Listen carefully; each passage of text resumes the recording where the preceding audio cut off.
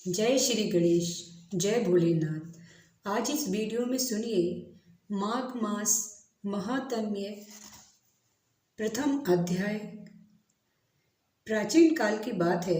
अत्यंत पवित्र तीर्थ स्थल श्री नैमिषारण्य क्षेत्र में मुनिजनों ने श्री सूत जी से प्रार्थना करते हुए निवेदन किया कि हमें समस्त सुखों तथा मोक्ष देने वाला माघ मास के महात्म्य का सविस्तार वर्णन सुनाने की कृपा करें।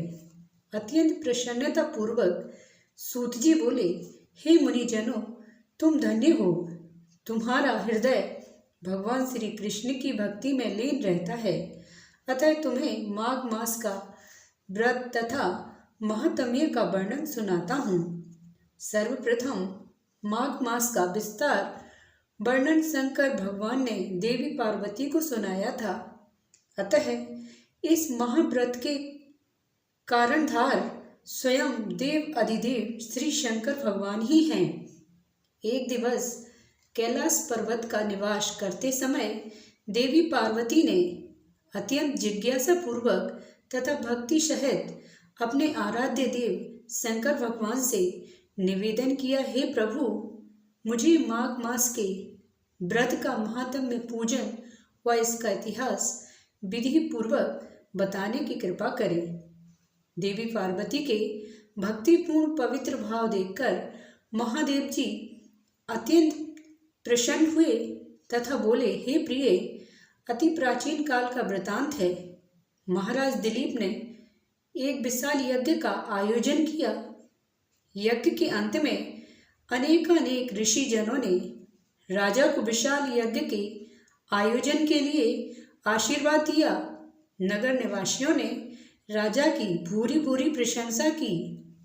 यज्ञ के पश्चात महाराज दिलीप सेना की एक टोली के साथ आखेट के लिए घनघोर जंगलों में निकले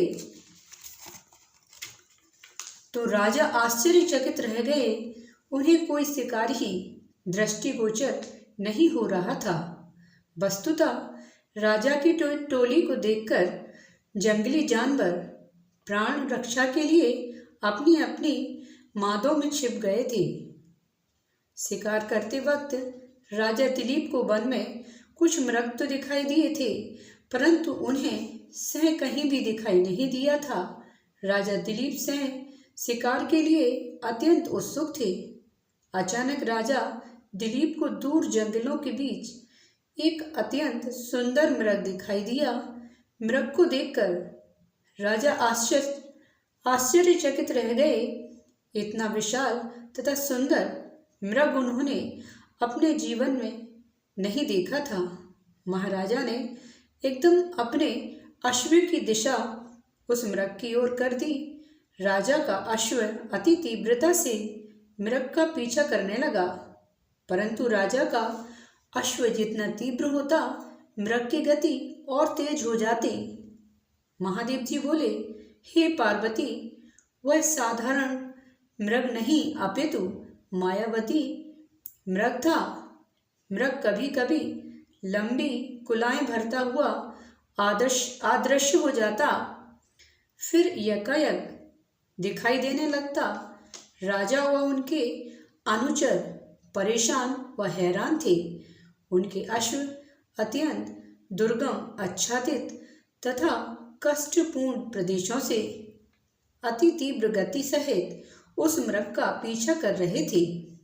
पीछा करते करते सायंकाल का समय होने लगा। सूर्य अस्ताचल की ओर चल पड़ा।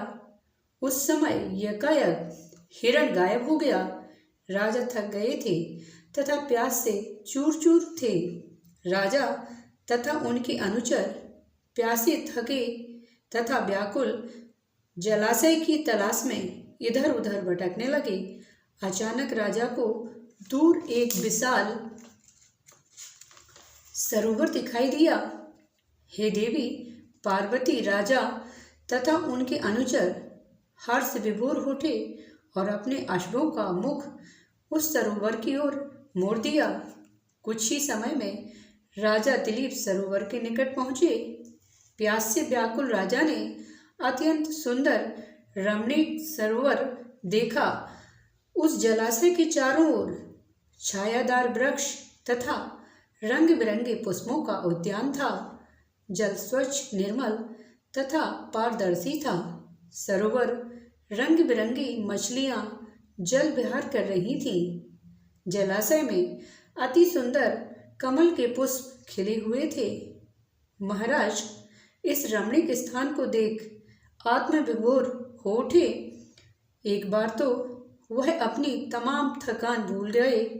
राजा ने अपने अनुचरों को उस स्थान पर रात्रि विश्राम का आदेश दिया तथा प्यास बुझाकर जल में स्नान किया।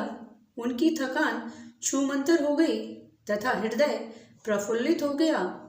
रात्रि के भोजन आदि से पूर्व राजा ने अनुचरों को आदेश दिया कि रात्रि में रक्षा हेतु चारों ओर जाल लगा दिए गए, क्योंकि डर था कि रात्रि के समय जंगली जानवर अपनी प्यास बुझाने हेतु उस ओर आ सकते थे तथा कोई भी संकट उत्पन्न हो सकता था।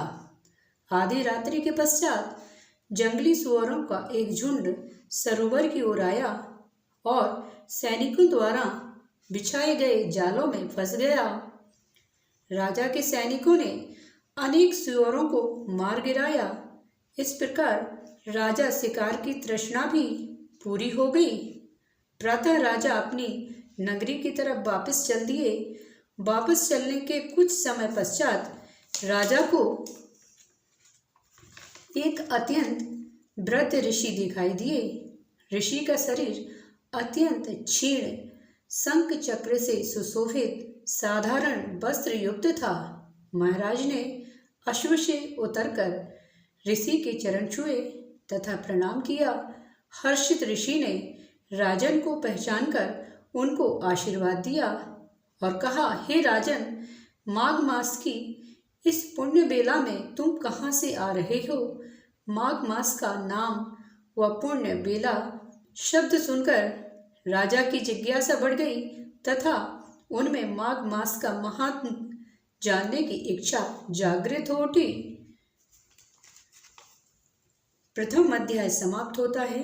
आगे का अध्याय सुनने के लिए चैनल से जुड़ी रहिए। चैनल को सब्सक्राइब करिए, बेल आइकन प्रेस करिए, लाइक करिए, शेयर करिए। मिलते हैं अगली वीडियो में।